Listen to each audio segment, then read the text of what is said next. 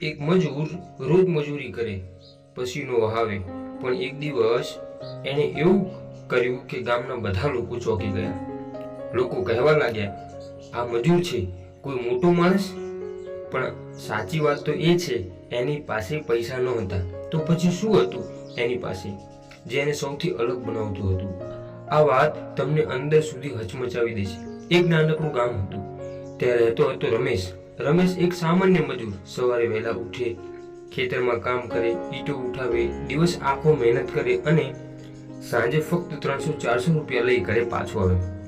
ઘરે પત્ની અને બે નાના બાળકો. ઘણા દિવસ તો એવી પરિસ્થિતિ કે ઘરમાં પૂરતું ખાવાનું પણ ન હોય. પણ એ વાત એ હતી, રમેશ ક્યારેય ફરિયાદ નહોતો કરતો. ગામના લોકો એને કહેતા, અરે તું આખો દિવસ ખપે છે, શું મળે તને? પણ રમેશ ફક્ત સ્મિત કરતો. એક દિવસ ગામમાં અમીર માણસ આવ્યો. એણે ગામમાં એક મોટું કામ શરૂ કરવું હતું.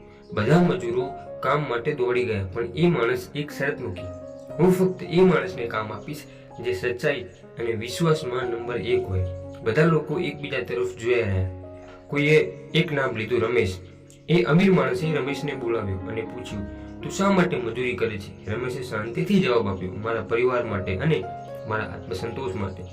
એણે ફરી પૂછ્યું, જો હું તને વધુ પૈસા આપું તો તું કોઈને દગો આપશે?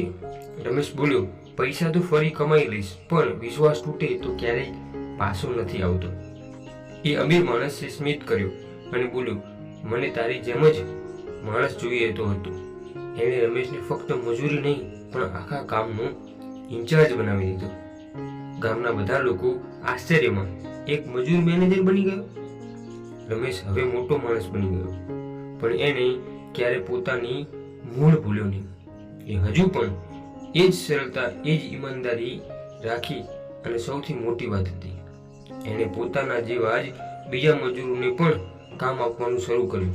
તો મિત્રો, આ વાર્તા આપણને શું શીખવે છે? પૈસા, પદ, આ બધું સમય સાથે બદલાય છે, પણ સચ્ચાઈ અને વિશ્વાસ એ તમારી સૌથી મોટી ઓળખ છે. એક મજૂર જે પાસે કંઈ ન હતું, એ ફક્ત પોતાના સ્વભાવથી, પોતાની ઈમાનદારીથી દુનિયા જીતી ગયો. હવે એક સવાલ તમારાથી, જો આજે તમને તક મળે તો તમે પૈસા પસંદ કરશો કે વિશ્વાસ? વિચારજો, કારણ કે આ જવાબ તમારી જિંદગી બદલી શકે છે. દોસ્તો, જો આ વાત તમને ગમી હોય તો વિડીયો લાઈક કરજો. આવા જ બીજા વિડીયો જોવા માટે ચેનલ સબસ્ક્રાઈબ કરજો. ધન્યવાદ.